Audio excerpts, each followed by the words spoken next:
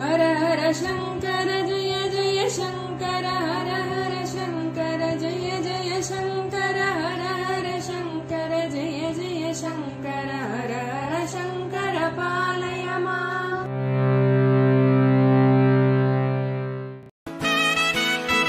Mahasankara matrimony மிகவும் மேம்படுத்தப்பட்ட online திருமணப்பதிவு இணையதளம்.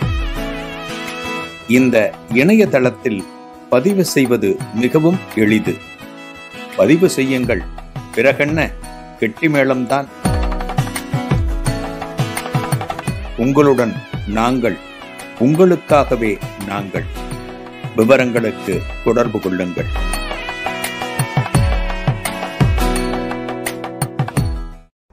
ஸ்ரீ குருபியோ நமக. ஓம் காஞ்சிவாசாய வித்மகே சாந்தரூபாய திமகி தன்னச்சந்திரசேகரேந்திர பிரச்சோதியாத். எல்லாருக்கும் நமஸ்காரம். மகாபிரிவ மகிமை அனுபவத்தில் ஒரு பெரிய தனவந்தர் பெரியவகிட்ட வர, அந்த தனவந்தருக்கு நோய் வியாதி, பிபி இருக்குங்கிறார், சுகர் இருக்குங்கிறார், போதாதற்கு கேன்சர் வேறு வந்துடுத்துங்கிறார். பெரியவருக்கு சொல்லின்னு இருக்கார். ஏன்னா அவர் பணத்தையே செலவு பண்ணாதவர். மகாபிரிவா எப்படி அவற்றை ஆரம்பிக்கிறார்னா, ஒரு நோய் வருதுன்னா அதுக்கெல்லாம் கர்மா தான் காரணம். அதுக்கெல்லாம் கர்மா தான் காரணம். அந்த கர்மாவிலேருந்து தப்பிக்கணும், ஒரு கெட்ட கர்மாவிலேருந்து தப்பிக்கணும்னா நாம் மற்றவர்களுக்கு உதவணும் அப்படிங்கிறத பெரியவா ஆரம்பிச்சுட்டு, அந்த உதவுகிற மனப்பான்மை எப்படி இருக்கணும். நம்மக்கிட்ட காசு பணம் நிறைய இருக்குது, ஆனால் சந்தோஷமாக செலவு பண்ணணும், எதையும் எதிர்பார்க்கக்கூடாது அப்படிங்கிறதுக்காக கிணறு உதாரணம் சொல்கிறார், மரம் உதாரணம் சொல்கிறார், பழம் காய் எல்லாம் கொடுக்கறது, எதையும் தான் வச்சுக்கிறது இல்லை இல்லையா. இப்போ மரத்தில் பறிக்கிறோம், மாங்காய் பறிக்கிறோம், மாம்பழம் பறிக்கிறோம், வாழைத்தார் வெட்டுறோம். இந்த வாழை மரம் கேட்குறத, இந்த தாரில் பாதி பழத்தை எங்கிட்ட வச்சுரு சொல்கிறதா இல்லை, நம்ம தான் பயன்படுத்துகிறோம். அதாவது எந்த விதமான எதிர்பார்ப்பும் இல்லாமல் எப்படி நமக்கு இதெல்லாம் கொடுத்துட்ருக்கு. இயற்கை கொடுக்கறது பாருங்கோ, ஜலம் கொடுக்கறது, மரங்கள் கொடுக்கறது. அடுத்து மகாபிரிவா சொல்கிறார், ஒரு பசு என்ன பண்ணுறது, தன்னோட கண்ணுக்குட்டிக்கு கொடுத்தது போக மிச்ச பாலை நமக்கு தானே கொடுக்கறது. இந்த பாலெல்லாம் பசுவே வச்சுக்கிறது இல்லையே, இந்த பால்லாம் எங்கிட்டே இருக்கட்டும் அப்படின்னு வச்சுக்கிறது இல்லையே, எல்லாருக்கும் கொடுக்கறதே. அது போன்ற பரோபகார சிந்தனை வரணும். ஒரு தாவரத்துக்கு இருக்குது, ஒரு விலங்குக்கு இருக்குது. அதாவது தன்னிடம் இருக்கக்கூடிய ஒரு திரவியத்தை, ஒரு பொருளை மற்றவர்களுக்கு கொடுக்க வேண்டும்ங்கிற எண்ணம் தாவரத்துக்கு இருக்குது, விலங்குக்கு இருக்குது. ஆனால் அந்த மனுஷனுக்கு தான் இருக்க மாட்டேங்கிறது. மனுஷனுக்கு தான் இருக்க மாட்டேங்கிறது. நீ சொல்கிறியே வியாதின்னு சொல்கிறியே, இதெல்லாம் கர்மா. இது போகணுன்னா தானம் பண்ணணும், ஏழைகளுக்கு தானம் பண்ணணும். உங்கள்கிட்ட இருக்கக்கூடிய செல்வத்தை கஷ்டப்படுறவாளுக்கு கொடுக்கணும்.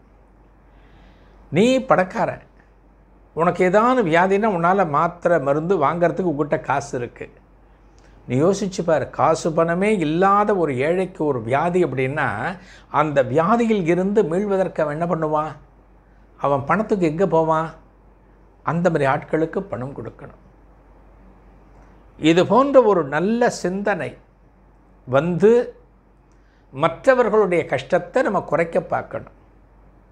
என்ன பண்ணலாம்? வேற என்ன பண்ணலாம்? ஒரு புண்ணியம் சேர்க்கறதுக்கு, உன்னுடைய வியாதி அப்படிங்கிற அந்த கர்மா கரைஞ்சி போகிறதுக்கு வேற என்ன செய்யலாம்? ஒரு குளம் வெட்டலாம். பெரியவர் சொல்கிறார், ஒரு குளம் வெட்டலாம். ஒரு ஆலயத்தினுடைய திருப்பணிக்கு நீ உதவலாம். ரொம்ப ரொம்ப கஷ்டப்படுற ஏழைகளுக்கு நீ ஏதான திரவியங்கள் கொடுத்து உதவலாம். வயிற்று பசியோடு இருக்கக்கூடிய ஏழைகளுக்கு நீ அன்னதானம் பண்ணலாம்.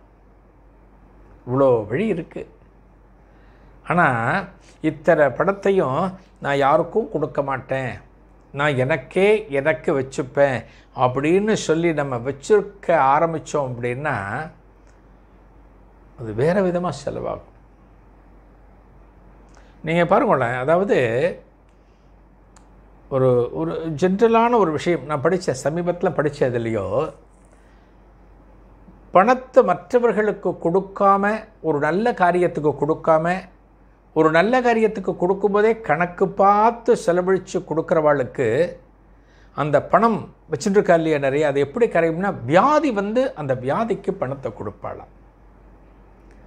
அதே சமயத்தில் ஒரு நல்ல காரியத்திற்கு, தர்ம சிந்தனைக்கு, ஒரு கோவிலுக்கு, ஒரு வேதம் கற்கிற மாணவர்களுக்கு, ஏழைகளுக்கு, இந்த மாதிரிலாம் நம்ம பணத்தை தாராளமாக நல்ல மனசோட நம்ம சம்பாதிக்கிற பணத்தை நம்ம கொடுத்தோம் அப்படின்னா நமக்கு வியாதி வராது.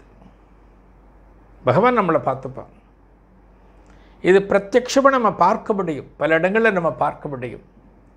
இதை அந்த பணக்காரர்கிட்ட மகாபிரிவா சொல்லிட்டு, இதுதான் உனக்கான தீர்வு, உன் வியாதி கரைஞ்சு போயிடும் அப்படின்னு பெரியவா தன்னோட திருவாயினால் சொல்கிறேன்.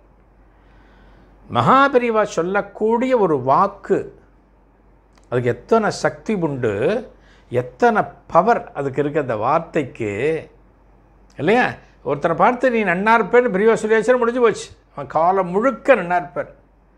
அதே போல் இந்த செல்வந்தருக்கு, இந்த தனவந்தருக்கு மகாபிரிவா சொல்கிற, உங்கள்கிட்ட இருக்கிற பணத்தை நீ இறுக்கி முடிஞ்சு வச்சுட்டுருக்க, நீ நல்ல காரியத்துக்கு கொடுக்க மாட்டேங்கிற, இதுபோல் நல்ல காரியத்துக்கு நீ கொடுக்க ஆரம்பித்து நல்ல மனசோட, எந்த விதமான சிந்தனையும் இல்லாமல், எதிர்பார்ப்பும் இல்லாமல் நீ கொடுக்க ஆரம்பித்தாலே எல்லாமே போடுங்கிற. அவ்வளோ, இதான் சிம்பிள். இது இந்த கெட்ட கர்மா வாழ்க்கையில் போகிறது, ஒரு வியாதி வந்து நம்மகிட்டேருந்து போகிறது அப்படிங்கிறதெல்லாம் இதுபோல் நல்ல சிந்தனைகள்னால், தானங்களினால் மட்டும்தான் நடக்கக்கூடியது.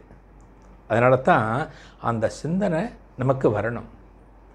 காசு பணம் நம்மள்கிட்ட நிறையா கொடுத்துருக்காரா பகவான், நம்ம தேவையை பூர்த்தி பண்ணிட்டோமா, நம்ம என்ன பண்ணோம், சரி இந்த 10 ரூபாயை இவனுக்கு இந்த காரியத்துக்காக கொடுக்கலாம், இந்த 50 ரூபாயை இந்த ஆளுக்கு இந்த காரியத்துக்காக கொடுக்கலாம் அப்படிங்கிற சிந்தனை நமக்கு வரணும். அப்படிங்கிறத மகாபிரிவா அந்த தனவந்தருக்கு உணர்த்துகிறார். அப்படி செய்ய ஆரம்பித்தாச்சு அப்படின்னா மற்றவர்களுடைய வாழ்த்தும் குருவினுடைய ஆசையும் நம்ம கொடுக்குறோம் இல்லையா பல பேருக்கு, அந்த நல்ல காரியத்தினால எல்லாமே குணமாகி உடம்பு நன்னா இருக்கும் அப்படிங்கிறத மகாபிரிவா மறைமுகமாக சொல்கிறார்.